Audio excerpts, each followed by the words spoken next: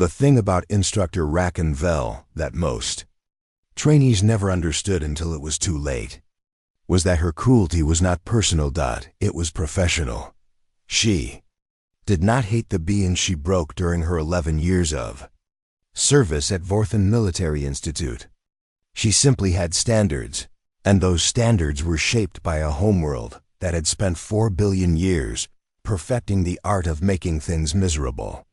Torith Prime orbited close to its star, with a dense iron core and a gravitational pull that registered at 2.8 times galactic standard. Its wildlife was aggressive, its weather was apocalyptic, and its people had evolved into something that the rest of the galaxy politely described as impressively resilient, and privately described as terrifying. Rakan was 2 meters of dark-plated muscle, with amber eyes that had never once registered surprise, and a jaw strong enough to crack structural polymer. She had broken 31 trainees in her career. Not physically, the Institute had policies about that, but psychologically, structurally, in the deep architectural sense of confidence and self-belief. She had sent 31 soldiers back to their homeworlds with the quiet, devastating knowledge that they were not what they had believed themselves to be. She considered this a gift. So when Colonel Daseth called her into his office on the morning of a new intake, she entered expecting routine. She did not get routine. "A human," she said flatly, reading from the assignment file. "You are placing a human in my cohort."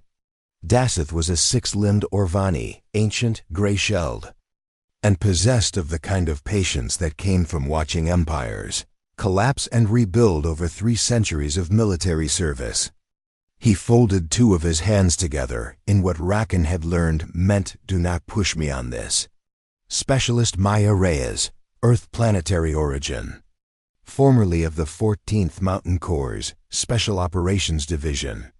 2 combat tours, 1 classified engagement, 3 commendations, and a psychological evaluation that I found personally interesting. "Their planet," Rakan said, dropping the file on his desk, "has 1.0 standard gravity. I have fought training dummies with more gravitational heritage. Earth also has 7 distinct biomes capable of killing unprotected sentients within minutes.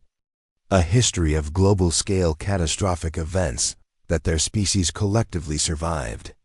And Specialist Reyes personally held a mountain pass against 11 armed combatants for 4 hours with a broken arm and no atmospheric support equipment." Daseth looked at her steadily. "She arrives at 07:00 tomorrow. You will treat her like any other trainee." Rakan picked the file back up. "Of course," she said pleasantly. The pleasant tone was, as any Tarathi cultural anthropologist could have explained, the most dangerous sound Rakan made. Maya Reyes arrived at 0657, 3 minutes early and carrying nothing but a standard-issue kit bag that looked too light to contain anything useful. She stood 1.65 meters tall, which meant Rakan loomed over her by nearly half a meter. Her dark hair was pulled back precisely. Her uniform was correct, and her eyes, dark brown, almost black, were scanning the intake yard with the quiet, methodical attention of someone cataloging exits. She was not impressive to look at. That was Rakan's first assessment. Her second assessment happened when Maya turned and looked directly at her, without being prompted, across 40 meters of yard, as though she had known exactly where Rakan was standing the entire time. Then she simply returned to scanning the environment. Interesting. Some dormant part of Rakan's professional brain noted. She silenced it immediately. The cohort assembled at 07:00 in the main conditioning yard. 16 trainees representing 9 species. A reasonable spread of homeworld gravities ranging from 0.8 to 2.1 standard. They stood in formation while Rakan walked the line, inspecting each one with the clinical attention of someone assessing livestock. She said nothing complimentary and several things pointed and specific about posture, kit arrangement, and what she described as the fundamental optimism of beings who have not yet suffered appropriately. She stopped in front of Maya last, Specialist Reyes. She pronounced the name with the kind of careful neutrality that was itself a form of contempt. Earth origin. 1.0 standard gravity. Tell me, what made you decide to apply to an institute where the minimum physical threshold is 1.6 standard operational tolerance? Seemed like good training, instructor, Maya said. Her voice was even measured, with an accent Rakan did not recognize. Good training, Rakan repeated. You trained, I presume, extensively on your homeworld. Yes, instructor. In your homeworld's gravity.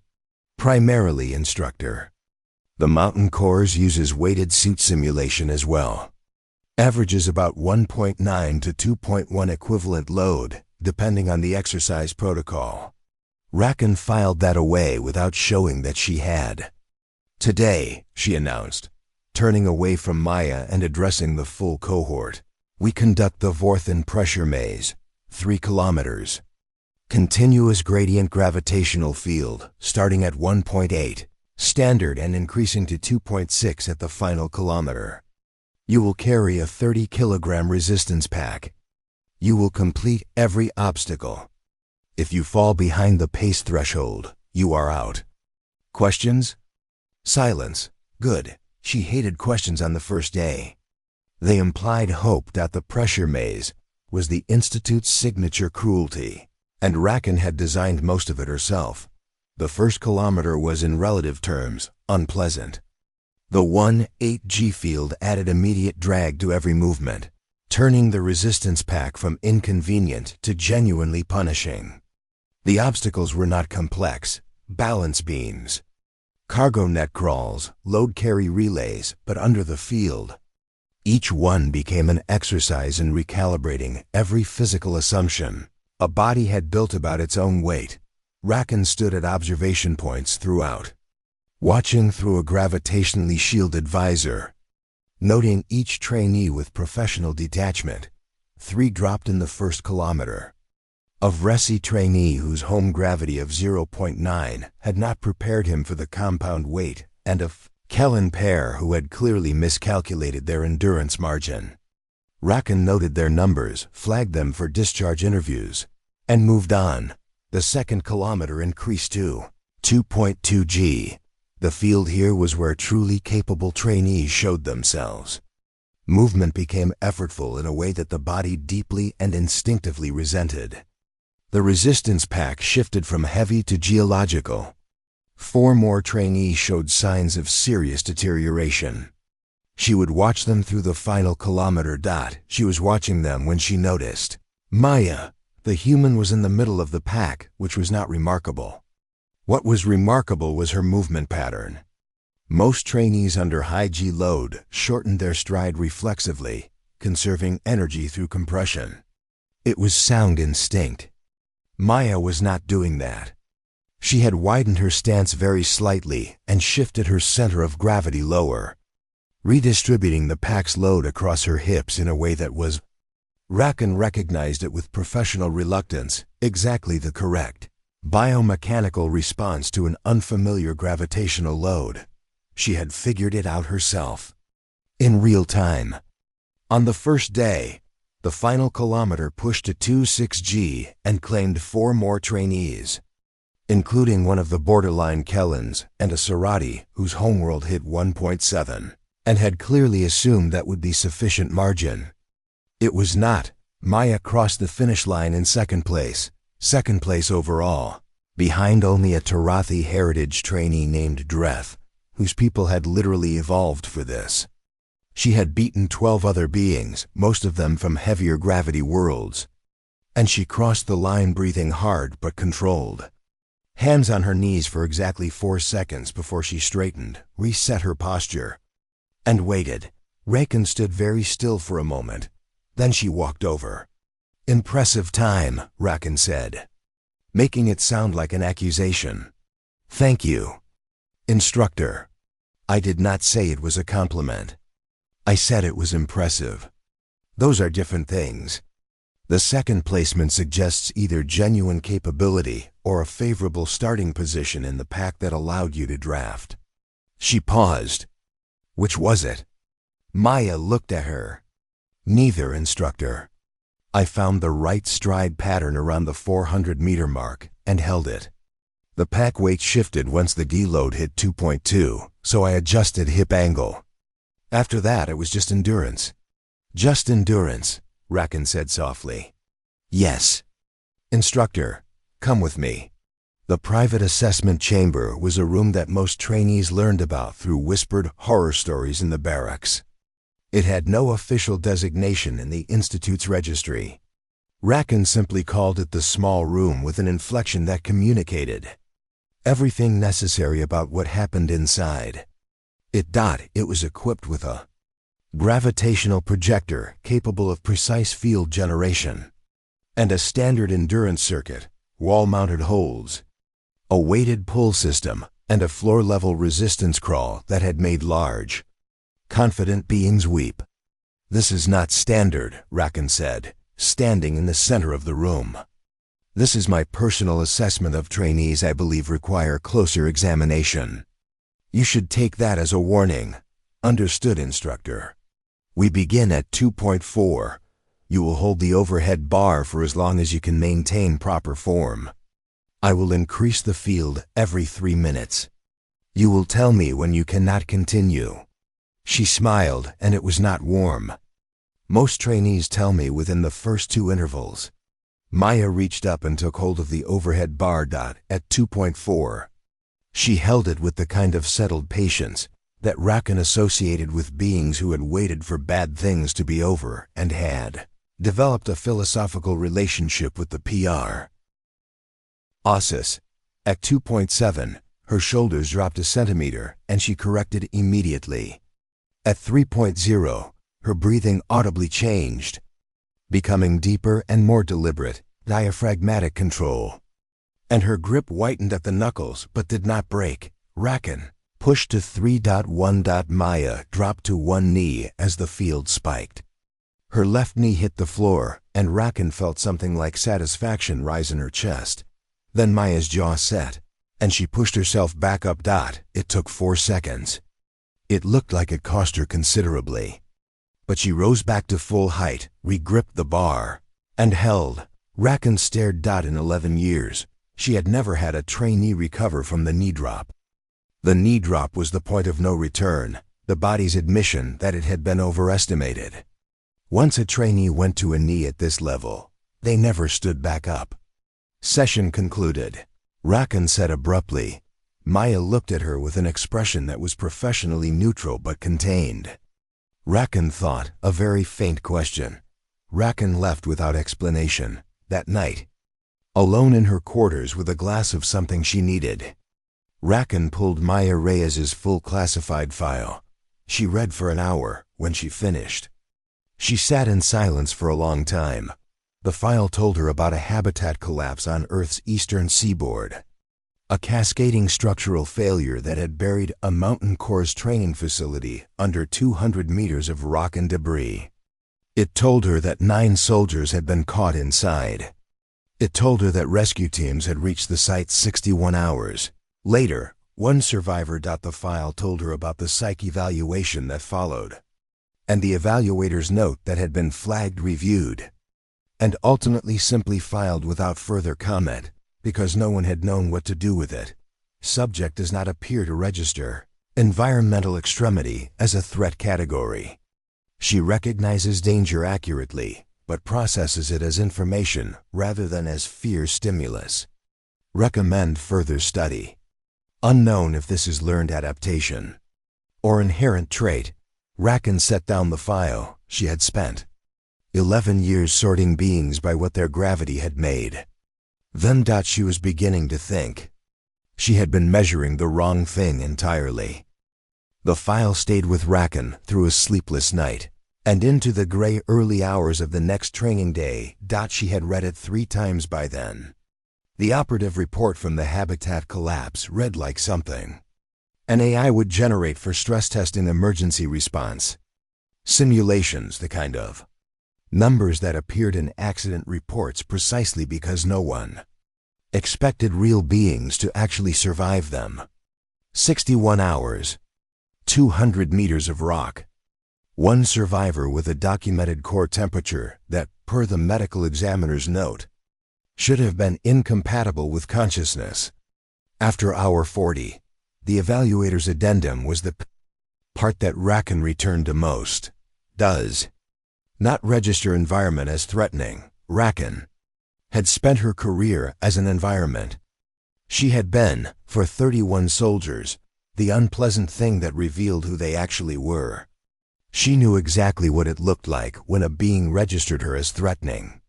The micro-expressions, the cortisol-driven posture shifts, the way confident beings slowly deflated as the pressure accumulated. Maya Reyes had not deflated. Maya Reyes had, during the most aggressive first-day assessment Rakan had conducted in a decade, maintained an expression that Rakan could only describe as informational. As though Rakan were weather.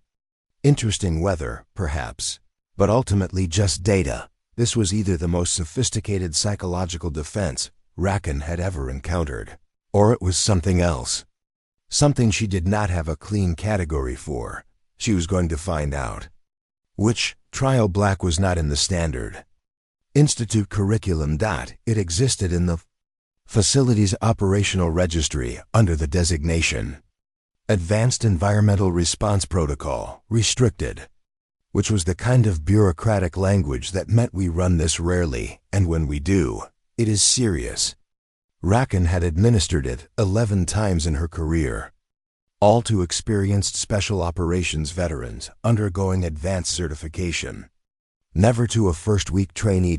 She submitted the authorization at 0400 and had Colonel Dasseth's approval by 0500, which meant Dasseth had either been awake at that hour or had standing authorization orders for anything Rakan filed, which she knew for a fact he did because he trusted her professional judgment, even when it was technically excessive.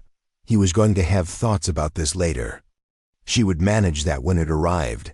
Trial Black used the facility's lower environmental chamber, a 200-meter networked maze with shifting geometric walls, pressure blast panels that fired randomly at between 0.3 and 0.8 seconds of warning, complete electromagnetic blackout that neutralized optical enhancement gear, and a fixed gravitational field that ran throughout 3.5 standard. Participants were given no map, no timeline, and no indication of where the exit was. They were told only to find it. The record was 42 minutes, set by a Tarafi Special Operations Commander on his third attempt. Rakan met Maya in the lower corridor at 0630. "You are running Trial Black," Rakan said. Without preamble, Maya looked at the sealed chamber door. "Understood, Instructor. This scenario is rated for veteran Special Operations personnel. You are a first-week trainee. I am running it because your file suggests you are not a first-week trainee in any meaningful sense, and I intend to verify that assessment." She paused. "If you wish to decline, you may do so without consequence. It will be noted as a voluntary pass, not a failure." Maya looked back at her. "What's inside?" Rakan told her. "All of it. The gravity, the darkness, the pressure blasts, the shifting walls, the absence of any navigational aid." Maya was quiet for a moment. 42 minutes is the record? "It is." "Okay," Maya said. Rakan observed from the elevated monitoring deck. "Were a gravitational shield allowed? Normal field operation and a bank of thermal and vibration sensors provided a composite picture of the chamber's interior, even with electromagnetic blackout active. The sensors showed Maya's entry as a heat signature moving carefully into the first corridor. Then the 5G field activated and the signature slowed, adjusted, and continued. Rakan watched. She had a particular professional methodology for Trial Black observation. She cataloged the moment the subject's movement pattern changed, the exact point where the accumulated Weight of the environment broke through cognitive function and triggered pure survival response. Most beings hit it within the first 10 minutes. The darkness alone was psychologically effective. Combined with the gravity and the unpredictable pressure blasts, it produced a specific kind of fear that was very hard to manage. Maya's heat signature moved steadily through the first junction dot at the 7-minute mark. A pressure blast fired from a left panel vent. The thermal sensors showed her drop-and-roll response, correct and fast, executed in the dark. Under 3-5G, she came up moving and did not stop at 14 minutes. She hit a dead-end corridor with shifting walls and spent 90 seconds working through it tactily. Hands on the surfaces, mapping by touch and vibration, slow, patient. The walls shifted twice. She moved with them at 19 minutes. Something happened that Rakan had not seen in 11 administrations of this protocol. The thermal imaging showed Maya's heart rate indicator. The sensor compiled it from microvibration data through the floor, decreasing. Not by much, but measurably downward. The more hostile the environment became, the more her physiology was slowing down. Not slowing down as in failing. Slowing down as in settling. As in becoming more efficient. As in dropping into some lower, quieter mode of operation that was using less energy and achieving more control. And then, Rakan heard it through the chamber audio feed. Maya was humming, quietly. Under her breath, something low and rhythmic. Not anxious, occupying. Rakan sat back slowly, does not register. Environment as threatening. She was 23 minutes in. Alone in the dark, under gravity that made the air itself feel dense. And she was humming. Rakan descended from the monitoring deck and walked to the chamber's internal access point. She overrode the seal and entered. The gravity hit her like a fist to the shoulders. Even for a Tarathi, 3-5G above her homeworld pull was significant. She moved into the dark corridor with her visor active and followed the thermal trace until she found Maya at a junction. Crouched low, hands flat on the floor, head tilted. Reading vibrations, Maya said, without turning around, before Rakan had announced herself. The floor pattern changes about 2 meters ahead. Means the wall configuration is different on the other side of the junction. You sensed me. Footfall pattern. Yours are heavier than mine in this field. She stood, turned, and looked at Rakan through the dark. Are you here to shut it down? I am here, Rakan said carefully, because I want to understand something, and I find that I cannot do it from a monitor screen. What do you want to understand? How you are doing this? Maya was quiet for a moment. Then she said, Instructor, what does hell feel like to you? I do not understand the question. Everyone has a hell. The thing that breaks the pattern. The environment where the body stops believing it can manage. She shifted her weight, easy and balanced under the crushing field. For most species, it's specific. A Tarathi warrior's hell might be 0G, all that evolved strength with nothing to push against. A water breather's hell is atmosphere. Everyone has one. And yours? 61 hours under 200 meters of rock, Maya said simply. After that, this is just an obstacle course. Rakan stared at her in the dark. You are telling me, she said slowly, that your hell has already happened. I'm telling you that once you've found the bottom, you know where it is. And knowing where the bottom is means you stop being afraid of finding it. She paused. I'm not fearless, Instructor. I know exactly what's dangerous in here. I just don't find the danger surprising anymore. Rakan thought about 31 trainees she had sent home broken. She thought about the tools she had used, gravity, isolation, pressure, darkness, and she thought about what it would mean if a being had already encountered all of those things.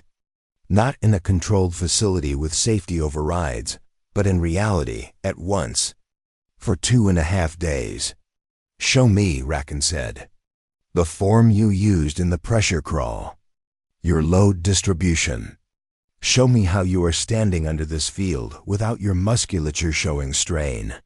Maya settled into a stance and began explaining foot placement, hip alignment, the counterintuitive weight-forward posture that redistributed gravitational load into the legs, slow twitch muscle groups rather than the fast twitch fibers that would exhaust quickly. Rakan recognized it with a jolt, technically superior to the Tarathi standard form. Not because it was stronger, but because it was more efficient. It was built for endurance rather than output. That form, Rakan said. Where did you learn it? Developed it. 4 years in the mountain cores, when you're carrying 50 kilos up a 2,000-meter slope for the 9th day running. You find what works or you don't finish. She shifted to demonstrate a strike position, and Rakan said, Show me the arm movement. Maya extended into the strike with full commitment, a direct drive punch pushing through the shoulder rotation, and her fist connected with the wall panel beside the junction. The panel, RTED for gravitational stress testing, and ordinarily about as yielding as structural concrete, made a sound that was not the sound it was supposed to make. It made the sound of something giving way. A deep, resonant crack ran up. The wall panel and the junction's load-bearing strut behind it shifted with a mechanical groan that neither of them had to be engineers to recognize as significant. Chamber computer registered it immediately. * warning. Structural compromise detected in Sector 7 junction. Emergency halt protocol initiating. Please evacuate via *. The lights came on. All of them. Flood bright, emergency standard. The kind of lighting that appeared when the facility decided something had gone wrong enough to abandon subtlety. The gravity field dropped to 1.0, and both Rakan and Maya straightened into the sudden lightness. Rakan looked at the wall panel. Maya had not hit it with both hands, had not braced, had not wound up. She had thrown a single demonstration punch, carefully, and cracked a structural panel. She had cracked the wall. Maya began. Don't, Rakan said. And there was something in her voice that was not anger exactly. More like the sound of a fundamental assumption reorganizing itself. Not yet. They stood looking at the damaged panel, while the emergency lighting made everything look very clear and very final. Colonel Daseth arrived 30 minutes later wearing the expression of a being who was very old and had learned to absorb information about expensive structural damage with something approaching equanimity. He looked at the panel. He looked at Rakan. He looked at Maya. Trial black, he said. Yes, Colonel. First week trainee. Yes, Colonel. And the panel. A demonstration strike, Colonel. During a technique explanation, Daseth looked at the crack again. It ran nearly half a meter up the wall. The strut behind it had displaced visibly. The repair estimate, he said, will be substantial. Yes, Colonel. Instructor Rakan, do you have anything to say in your own defense? Rakan stood very straight. No, Colonel, she said. I do not. It was the first time in 11 years she had said those words. Daseth looked at her for a long moment, and something in his very old eyes shifted. Medical evaluation for Specialist Reyes, then stand down until I have reviewed your authorization log. He glanced at Maya. You are uninjured? Yes, Colonel.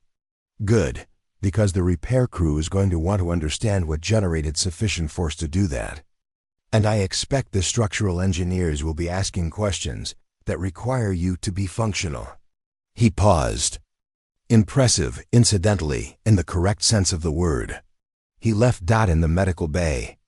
Rakan sat in the chair beside Maya's evaluation platform and said nothing for a long time while a medical drone ran its assessments. Finally she spoke. You were 23 minutes in when I entered, she said. The record for Trial Black is 42. Veteran Special Operations. Third attempt. Maya looked at her. I know, you would have beaten it. Probably. Rakan was quiet again. Then, I owe you an assessment that I have not yet given you. A correct one. You don't have to, I do. Rakan's voice was even but firm. I saw 1.0 standard gravity, and I calculated weakness. I have done this before, with other species. I have occasionally been wrong about individuals. I have not previously been wrong about a whole category of being. She paused. I was wrong about humans. I would like to understand them properly, if you are willing to explain.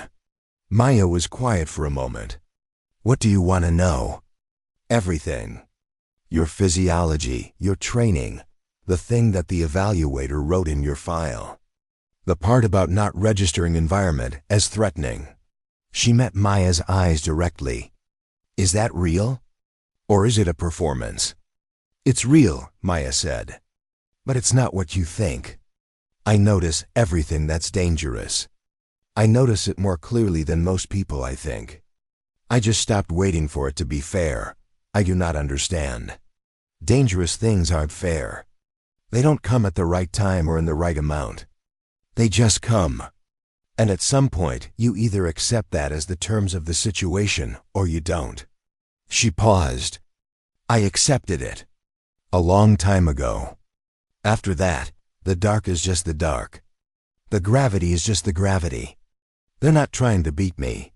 They're just there. Rakan sat with that for a while. Will you teach me? She said finally. That stance? The load distribution form. Maya blinked. You want me to teach you? You developed it for sustained operation in extreme environments. Torathi form is optimized for output. Yours is optimized for endurance. I have been running a curriculum that assumed output was the superior quality. She paused. I am revising that assumption. A very small smile crossed Maya's face. I'll teach you the form, she said. If you teach me Torathi combat strikes. Deal, Rakan said. It was the first time in 11 years she had made a deal with a trainee. Maya. Reyes graduated 11 months later. At the top of her cohort, her final evaluation file contained 12 pages of detailed tactical and physical assessment. At the very end, in the mandatory summary field where instructors were required to enter a concise overall note, Rakan Vel had written 4 words. Do not underestimate ever. The cohort's average performance that year was the highest in the Institute's 40-year history. Several other instructors asked Rakan what she had changed about her. Methodology. She told them she had simply learned to measure the right things. The damaged panel in trial. Black Sector 7 junction was repaired, but not replaced. Rakan had submitted a specific request to leave the repair visible rather than smooth it over. The crack was sealed, but the seam remained. A slightly different shade against the wall.